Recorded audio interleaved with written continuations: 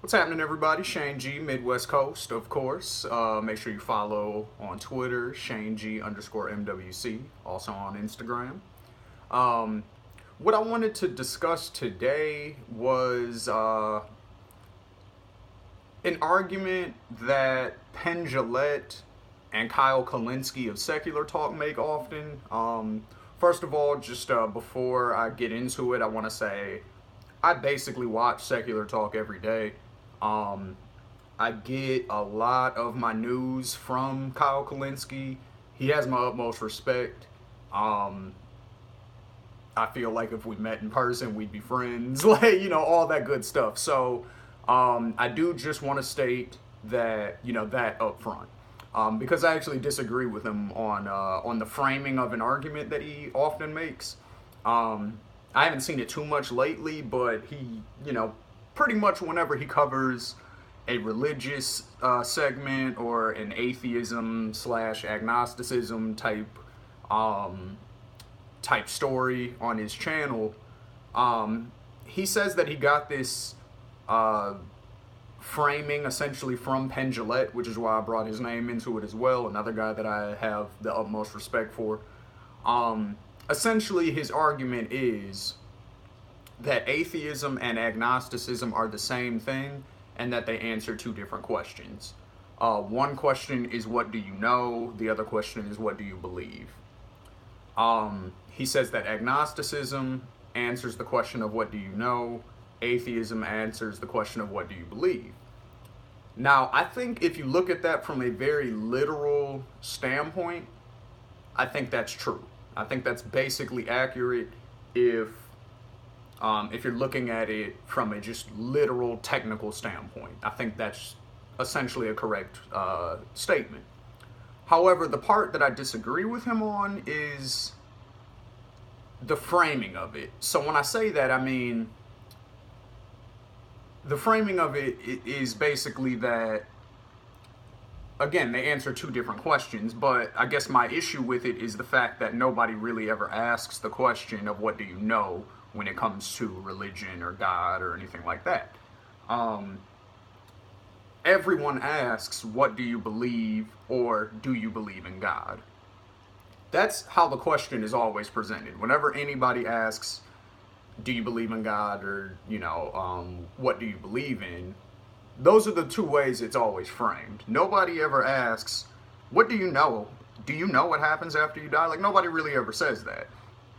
Except for, like, in debates with, like, when you see, like, Richard Dawkins versus Bill O'Reilly on, old Fox segments or, whatever. Piers Morgan when he debates Penn Jillette and things like that. Then it might come up because they're trying to challenge the atheist, essentially, to saying, well, hey, me as a Christian, I believe, we go to heaven. I know I'm going to heaven afterwards. What happens when you die? But even then, they'll still frame it and say, what do you think happens when you die? So nobody really ever asks questions based on knowledge. Everyone asks questions based on belief. So with all that being said, I think agnosticism and atheism in just your everyday conversation do answer the same question. Because, again, most people are going to ask you what you believe, or what do you believe in, or do you believe in God?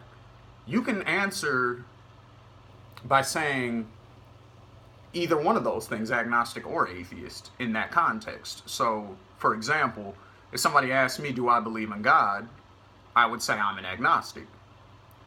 Because I lean towards no, you know what I mean? If it's like a percentage scale, I would say I'm probably 70-30 towards leaning towards atheism, just because there really is no evidence of a God.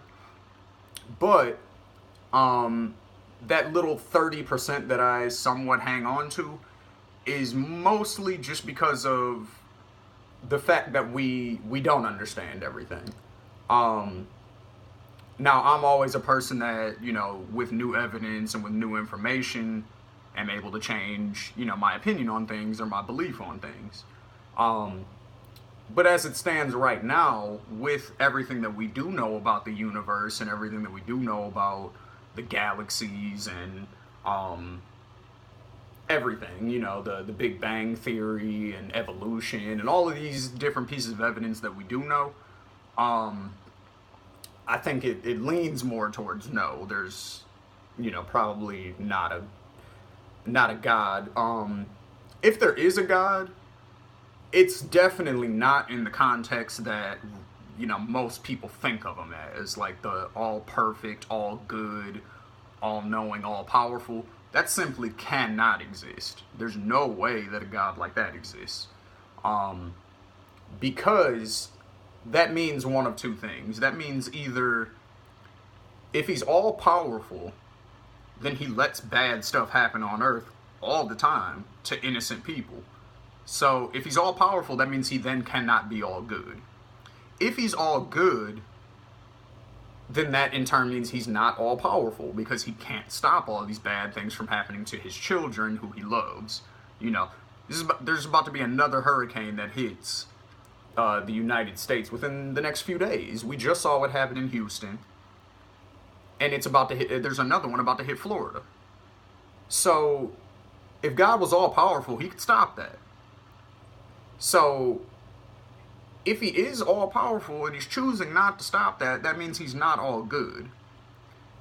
If he is all good, that means he can't stop these things and he's not all powerful.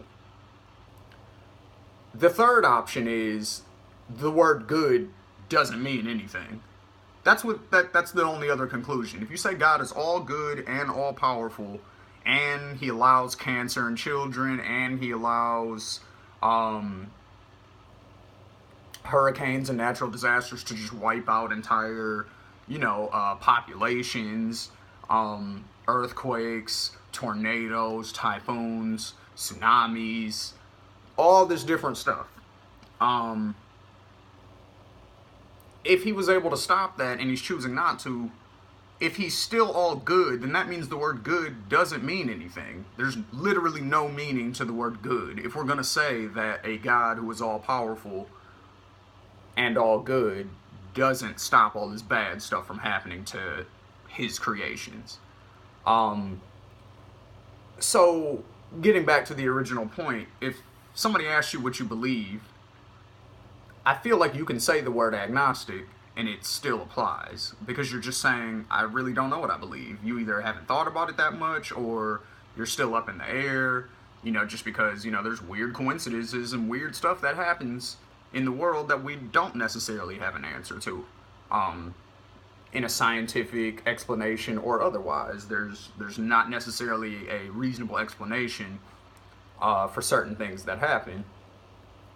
Most of the time, that's not the case, though. Most of the time, there is a reasonable explanation, a scientific explanation, a logical explanation that can go into any question that you ask or anything that happens. Even if it's something weird or something that is very unusual, there's still typically a way for you to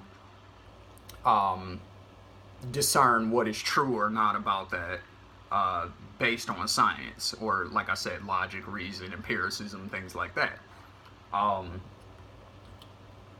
So you're allowed to be, I guess, up in the air about it. If somebody asks you what you believe, you can say you don't know. I'm not really sure what I believe right now. Like, I'm up in the air about it. Or atheist, that's pretty much a firm no, I feel like is the main difference. It's a firm no. It's basically saying, no, I do not believe in God. That's not saying I'm 100% sure there's no God, but you're saying I don't really believe in one. So, from a technical standpoint, yes, they answer two different questions, but from a just everyday conversation standpoint, I feel like they answer the same question. Again, it's almost like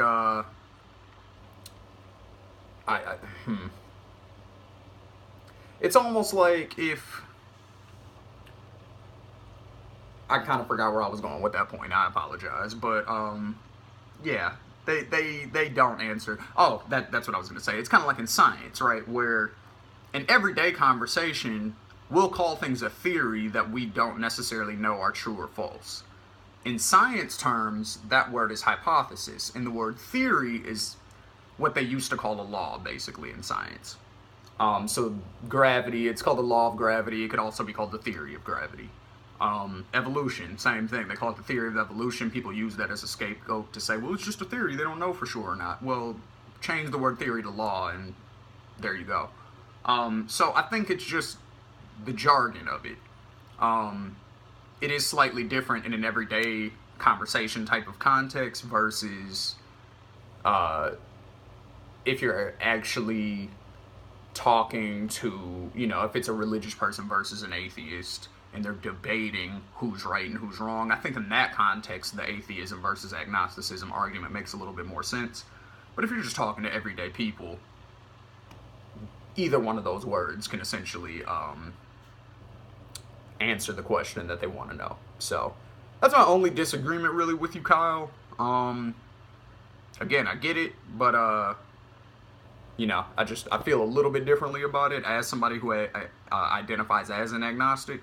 An agnostic who definitely leans towards atheism, but I'm not all the way committed